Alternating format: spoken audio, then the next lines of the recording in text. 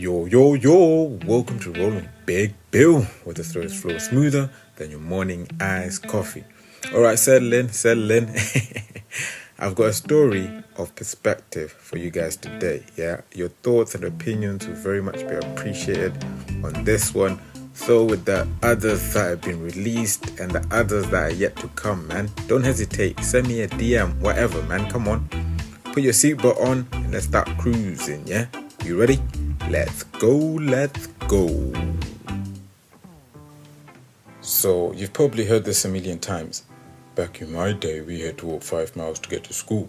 Uphill both ways, barefoot in the snow, our hands cold as hell because we ain't got no gloves. Classic grandparents energy, right? We all laugh because it sounds like complete and utter cap. They're talking rubbish. Like, why would anyone walk that much to get to school? But if you had to stop and think about it, it's not as far-fetched as it sounds. Back then, not everyone could afford a car. Public transport was mean, and if you missed the bus, well, tough luck, man. You're burning a couple of calories before you even hit them butts. Fast forward to today, we've got Ubers, e-scooters, and even delivery apps for that late-night home exercise you gotta do. It's pretty much convenience on steroids.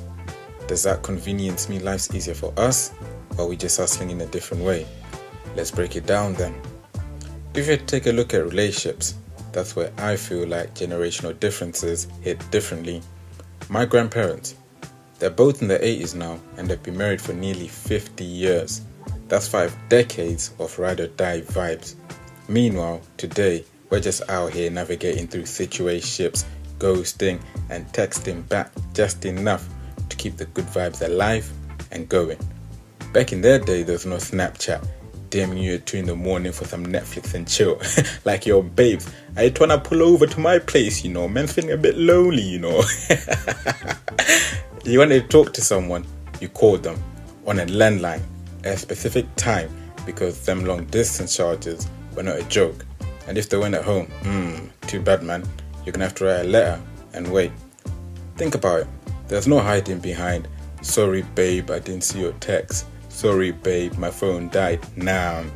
Communication had to be raw, honest and consistent. Maybe that's why their bond stays so solid. They had no choice but to face the issues head on, man. But don't get it twisted though. I'm not saying their way is perfect. Nah. It's just different. Have you ever looked up the term situationship on your phone or an Urban Dictionary? Well, if you haven't, it's pretty much defined as when you're all doing relationship things but nobody wants to label it. Our generation has really turned commitment into a grey area. And don't even get me started on the TikTok therapists, man, that are out here diagnosing attachment issues left, right and centre. I'm not a therapist, teacher or a coach. I'm just a guy who's sharing what I know. My grandparents don't mess with half the tech that we use. Nah, their pros are answering the phone, flipping through the TV channels, and you can forget about them sending you a text, man. Their sight's not the best no more. They can't see the keyboard on the screen. But that doesn't stop them from living a full life though. Nah, they've got this connection, a vibe that's so strong, they could spend hours just reminiscing about life, their kids, their grandkids, and the good old days, man. And that's when it hit me. Their strength just comes from being in the present. Imagine if the world revolved around Netflix, Instagram, or endless doom scrolling. What would happen if there was a massive power cut? Could they still find joy in just being together? A question for you guys. The answer is yes, and it's a lesson worth learning, I believe. Relationships that last, whether romantic, familial, or friendships, aren't built on flashy distractions. Nah, they're built on showing up for each other through everything. Through the thick, through the thin, through the highs, through the lows. Let's be real though. Without modern tech, I would struggle to keep a relationship with my grandparents. We live in 2 different countries, across 2 different time zones, with work schedules and early bedtimes for some. It makes calling very, very tricky, man, and even just seeing them. Video calls and calling in general have been massive game changers. So yeah, generational changes aren't bad at all. They've just made it easier for all of us to all stay connected, even though we're so far apart. But here's the kicker though. Just because we got all this cool stuff, it doesn't mean we should forget about the basics. Nah, man. The advancements that we enjoy today are rooted in what the people before us have built. Sometimes looking back can help us find the answers moving forward, man. My grandparents both worked full-time jobs just to provide for their kids. My parents, who are now doing the same for us. They grew up in a time when racism was at its peak, people, yeah? And life wasn't just hard, it was brutal. Imagine going to your favorite food place and it saying no blacks allowed. Or let's reverse the roles, whatever race you are. How would you feel? Fast forward to today, and now they're just relaxing and enjoying life. And they've earned it too. They don't ask for much either as well. Just an occasional phone call, and that's all. I'll go and visit them, but hey, we're in 2 different countries, and it's expensive, man. But let's be honest though, when was the last time we picked up the phone just to say hi? Those little moments matter, man, especially when time isn't on their side no more.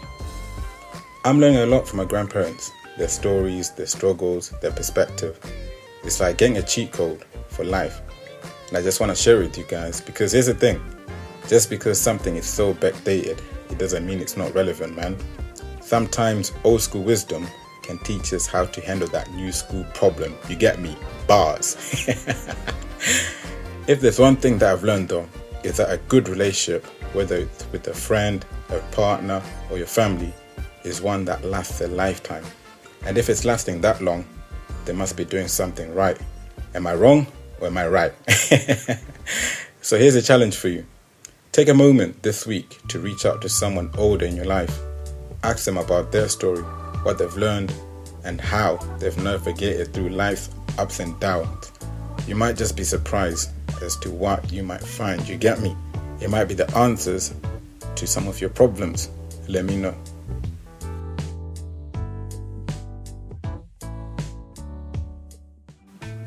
Alright people, let me know your thoughts on this story, man. Come on.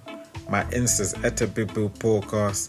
As for me, I'm working on surprising my grandparents with a visit real soon, man. Until then, I'm just gonna keep on learning from their wise words and just passing it along to you guys, man. Come on. Because at the end of the day, yeah, whether you're rolling with Big Bill, the Bill star, or chilling with your own folks, yeah, life's all about connection. Until next time, stay safe, stay blessed, and keep cruising. And remember, the best stories always keep you cruising. Just be you.